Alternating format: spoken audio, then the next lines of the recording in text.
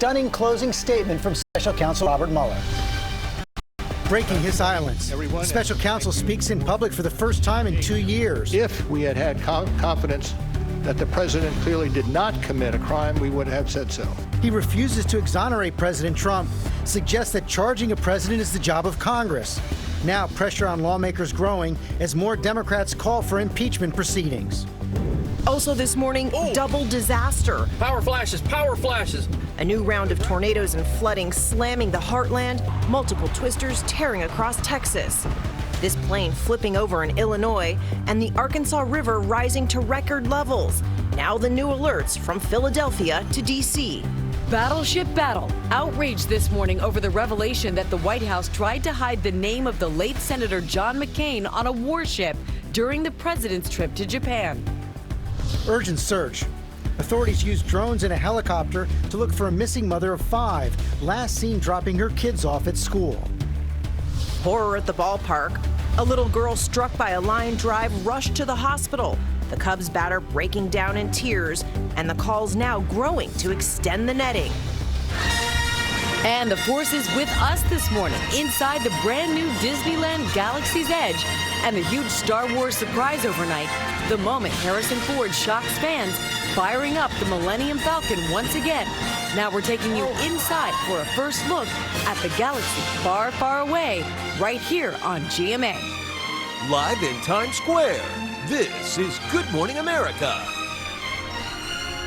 Good morning, America. So much excitement out there for the brand new Star Wars Galaxy's Edge. It opens tomorrow. We've got a special look inside right here on GMA. Ginger was the lucky one for that assignment. But the Star Wars fans cannot wait. I can't wait either. She's We're on going the case. to get to that in just a moment. We do have a lot of news to get to. Take a look at this massive twister in Canton, Texas overnight. This is all part of that big outbreak. Nearly 400 reported tornadoes in just the last 13 days. And now there are new threats here in the Northeast. We're going to have much more on that in just a moment. But this is just, unfortunately, in repeat right now. It has been such a destructive stretch right there. We're going to begin, though, with that dramatic closing statement from Special Counsel Robert Mueller. It's the first time he's spoken in public since taking over the Russia investigation more than 2 years ago. Mueller declared that he did not exonerate the president on obstruction of justice, saying, quote, "If we had had confidence that the president clearly did not commit a crime, we would have said so." That was the big headline. Now it's up to Congress to decide what to do with the evidence against the president in Mueller's report. We are covering all the angles this morning. Senior national correspondent Terry Moran starts us off at the White House. Good morning, Terry. Good morning, George. It came out of the blue, Robert Mueller finally breaking his long silence. But here at the White House, they did get advance word from Mueller's team, and so they were ready with that old line of defense from the president: no collusion, no obstruction. But when he finally stepped out before the cameras, that is not what Robert Mueller said at all. After 2 years of deafening silence, now former Special Counsel Robert Mueller spoke out to say he would have made it clear if his investigation had led to the conclusion that the president did not commit a crime. If we had had confidence that the president clearly did not commit a crime, we would have said so. Citing a longtime Department of Justice policy, Robert Mueller says his office didn't have the authority to charge the president of the United States with a federal crime. Under long-standing department policy, a president cannot be charged with a federal crime while he is in office. That is unconstitutional. Instead, pushing the decision to Congress. The Constitution requires a process other than the criminal justice system to formally accuse a sitting president of wrongdoing. Nevertheless, the White House is claiming victory. We think the president has been fully and completely exonerated based on the fact there was no collusion, there was no conspiracy, and there was no obstruction. But the number of Democrats calling for impeachment continues to grow. They heard something very different in Mueller's statement. And as the outgoing special counsel leaves the Justice Department, he's issuing this final warning. There were multiple, systematic efforts to interfere in our election. And that allegation deserves the attention of every American. And that's the real question going forward that Robert Mueller, a lifelong public servant and patriot, put before the country. Can we come together and unite to defend our elections from another attack like the one in 2016? Right now, it doesn't look like it. Cecilia? It certainly doesn't. Okay, Terry, thank you. And now this morning, all eyes on Capitol Hill as that drumbeat for impeachment grows among Democratic lawmakers. But take a listen to what House Speaker Nancy Pelosi had to say not long after Robert Mueller spoke. Many constituents want to impeach the president, but we want to do what is right and what gets results. Our senior congressional correspondent, Mary Bruce, joins us now. Mary, so far, the Speaker's not making any moves yet.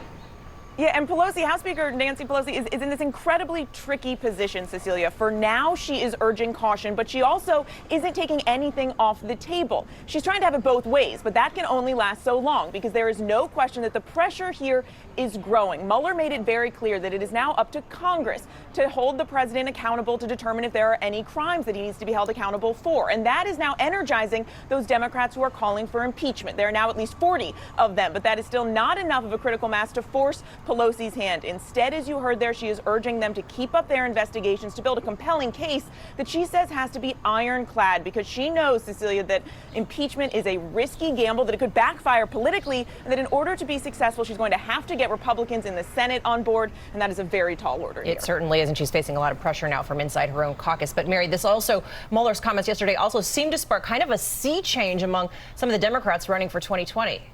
Yeah, in just a few hours after Mueller spoke, we did see this wave of Democratic candidates coming out, some going further than they have before, others flat out calling for impeachment. We heard from senators like Kamala Harris, Cory Booker, Kirsten Gillibrand, all coming out and taking a much more aggressive stance on this issue. But Cecilia, when it comes to those early frontrunners, Joe Biden and Bernie Sanders, they are notably more hesitant on impeachment, but they do say it is still an option. Holding our ground still. Okay, Mary Bruce, thank you. George. Okay, Cecilia, thanks. Let's bring in our chief legal analyst, Dan Abrams, our chief justice correspondent, Pierre Thomas. And Pierre, let me begin with you. Robert Mueller could have simply put out a 2-sentence statement saying, I'm done, I'm going back to private life. He did not do that. He chose to make this statement. I know you've been talking to your sources overnight. Why did he do it? George, it seems clear to me that based on my sources that Mueller, after all this time, wanted to speak for himself in his own words and talk about his conclusions so that the world could hear him. It wasn't lost on him or his team that he hadn't spoken in 2 years, and he made a point of saying he chose his words carefully in that report and that he was doing so yesterday as well. And so while the president has said that he was exonerated on the obstruction of justice issue, Mueller went out of his way to state again that if it was clear that the president had not committed a crime, he would have said so. That said, Mueller again was true to form. He does not want to testify before Congress because he said his report speaks for itself and that in effect is his testimony, full stop. And he wants to fade back into silence again, at least on that subject. George, another point emphasized by sources last night is that Mueller wanted to make it abundantly clear how serious those attacks by the Russians were and that it must be addressed is something that all Americans should be concerned about. In short, it was not a witch hunt. And finally, he wanted to stand by his staff, people he said had the highest integrity, George. That's how he closed the statement. Okay, Pierre, let's bring this to Dan Abrams right now. 440-page report boiled down to 9 minutes. Very interesting, the few major points that Robert Mueller chose to make. It's clear Robert Mueller thinks that the report was misinterpreted. He wouldn't have felt the need to go out and talk again about Russian interference. I mean, there are 2 in-depth indictments of Russians that if you read, you will see how serious the Mueller team believes that Russian interference was. He again focuses on the fact that there is another body out there that can hold the president responsible, and it is not the criminal justice system. It is the Congress. It is, again, he's focusing on obstruction of justice and all of the reasons he laid out in his introduction to that section. It was almost as if he was saying, it feels like a lot of people didn't read my report because everything he said was in the report. Part of the reason for that is that William Barr went out and said, as he was giving the summary, that he on his own made the determination the president did not obstruct justice. Correct. And I think there is no way to reconcile what Barr is saying with what Mueller is saying. Barr is saying that they can be. Barr is saying it's not inconsistent. It is hard to look at those 2 statements and say these are consistent with one another because Barr gave a summary of what Mueller said. And in particular, when talking about how important was this issue of a sitting president not being able to be indicted. And throughout Barr's either testimony or when he was talking publicly, he sort of minimized that. sort of saying, no, that really wasn't, as far as I know, the big issue, yet according to Robert Mueller, it was the issue. And now it's all up to Congress. Dan Abrams, thanks very much. Cecilia? Okay, George, we're going to stay in Washington. The president is also facing tough questions this morning about that battleship battle. The White House asking the Navy to hide the name of the late Senator John McCain on a warship while the president was there during his trip to Japan. ABC's Stephanie Ramos has the latest. Stephanie, the White House wanted the late senator's name out of sight. That's exactly right, Cecilia. We're learning the Navy was directed by the White House to keep the destroyer John S. McCain's name out of sight during a Memorial Day visit by President Trump to Japan. And those directives were initially followed by the Navy until senior leaders became involved. Now, a barge was reportedly moved to obstruct the ship, and a tarp was placed over the name of the ship. But the Navy tells us these were just part of maintenance work and that the tarp was removed from the ship's stern before President Trump arrived. Now, White House officials, they are not denying these actions. They admit there was an initial discussion about covering up the ship's name, but ultimately Navy senior leaders decided against that idea. Now, McCain's daughter is responding to all of this on Twitter, saying that calling the president a child, and that he still feels threatened by her father. And overnight, President Trump, he tweeted that he was not informed of anything having to do with this ship. The acting Secretary of Defense says he is now directing his staff to look into the matter. Amy. All right, more to come. Stephanie, thank you so much. Now to that new round of severe weather stretching from the Midwest to the South and the Northeast, bringing both tornadoes and historic flooding. ABC's Gio Benitez is in Linwood, Kansas with the very latest. Good morning, Gio. So much destruction. So much of it, Amy. Good morning to you. This is what an F4 tornado did here just days ago. One of the strongest storms in the season. Just take a look. This house is just torn apart. Those rooms completely exposed. Now, over the past 2 weeks, we've seen nearly 400 tornadoes from coast to coast. Okay, there's a tornado that's touched down here. A barrage of severe storms striking overnight, tornadoes touching down for a 13th straight day. This was the scene in Canton, Texas. You can see a structure being torn apart. Oh, power flashes, power flashes. That twister mangling traffic lights, destroying this gas station. Luckily, none of the gas pumps igniting. In Iowa, this twister tearing across a road. In Illinois, straight line winds were powerful enough to flip a small airplane.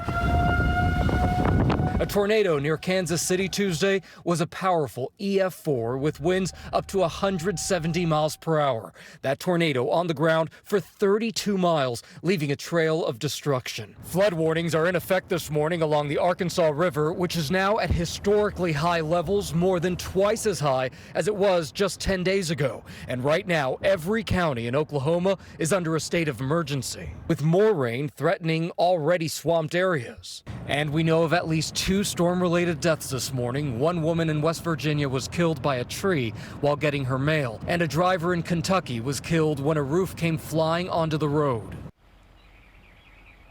And that is why it is just so important for you to stay indoors during these severe storms, because any little piece of debris can just turn into a deadly object. Amy. Yeah, certainly good advice there, Gio. Thank you. In fact, let's turn to Rob, because there is a new tornado threat in the Northeast and historic flooding in the heartland. So many hits, they just keep on coming, Rob. They do, Amy. We're trying to break down this pattern, but it's going to take some time. The last 40 hours to show you the rounds of rainfall. Here's the flooding. Tulsa, you are cresting, but Little Rock, it's going to rise over the weekend. And now flood watches are posted for parts of Pennsylvania, which has had it really rough the past couple of weeks. So here we go.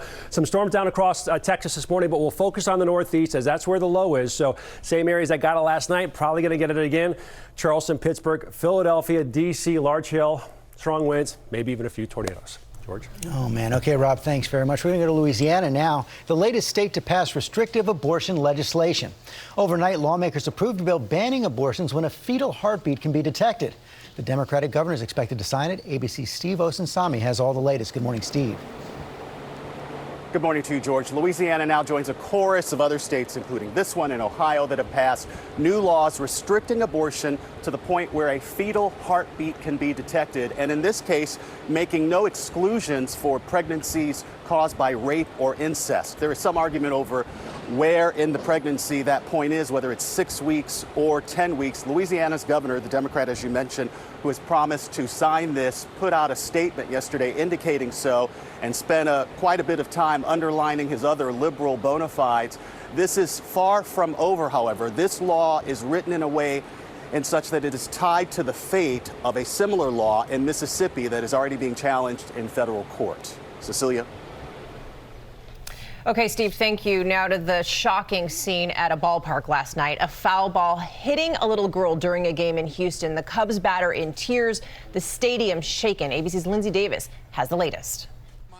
What was supposed to be a fun night at the ballpark all changed in an instant for one family last night when a foul ball sailed into the stands hard and fast. I mean, you've got some guys that everybody's high on down there. And that one went sizzling off into the stands. The stadium eerily silent after a young girl was struck by a line drive hit by Chicago's Albert Almora Jr. Houston fans and players visibly shaken.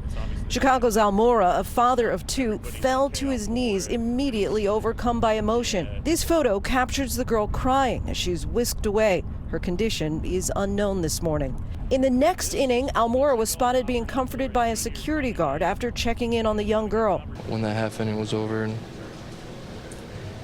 I just couldn't hold it anymore. The league has been grappling with a string of fan injuries and lawsuits, including this man who was blinded by a foul ball.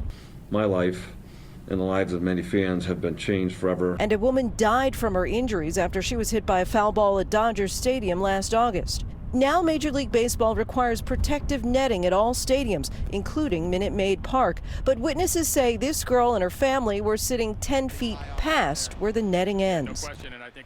Also last night, a man at the Mets game was hit by a foul ball. When a picture of him was posted, it reignited commentary from fans, many suggesting that Major League Baseball needs to extend the netting to the foul poles. As for that little girl, she was taken to the hospital crying but conscious. Oh, that's at least good news, and certainly they'll be revisiting that net issue. You bet they will. All right, thanks, Lindsay. We're going to turn now to the NBA Finals. Game 1 tips off tonight right here on ABC. The Raptors appearing in their first championship ever, taking on the Warriors, who are going, of course, for their third straight title. TJ Holmes is in Toronto with all of those details. Hey, TJ.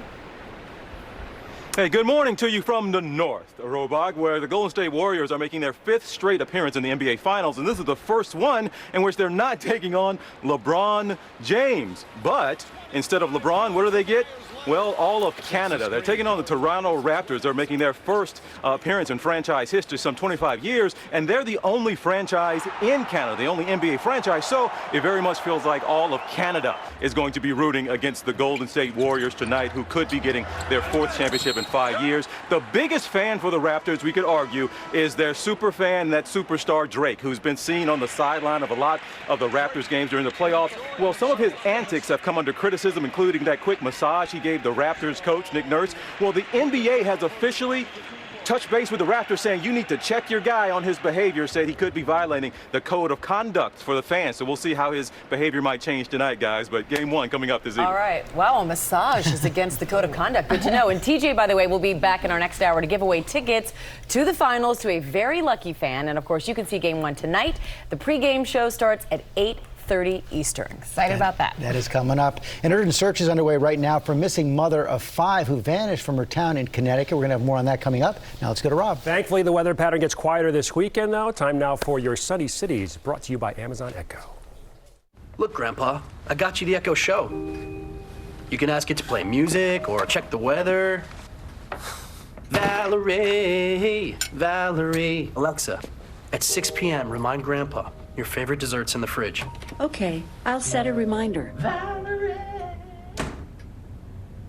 Alexa, play the song that goes Valerie. Well, sometimes I go out by myself and I look across the water. The last day of our heat wave, but dress cool out the door. 90 degrees, our high temperature. We will be tracking a few thunderstorms this afternoon and this evening. Some of those could be strong to severe, but at least we will have a nice breeze kind of mixing the air. So keep your Storm Watch 7 weather app handy. Again, 90 degrees today. Not quite as hot as yesterday, but temperatures do drop tomorrow and Saturday, mid-80s with lower humidity, and heading into the weekend, temperatures dropping even into early next week. We're back into the 70s. We could have a stray shower Friday, Saturday. Next best chance of rain Sunday. Straight days of damaging tornadoes. We're all ready for a change. Let's get through today first. Yeah, you say, when will it end? Not yet. We have a lot more coming up. Why didn't you book your family vacation on a travel site? At Hilton.com, I get the price match guarantee, and I can choose from their 14 different hotel brands, so I get the right hotel for every member of my family. Like a DoubleTree for my cousins who love their warm chocolate chip cookies, a Homewood Suites for my uncle who likes a long stay, a Hampton for my sister and her kids,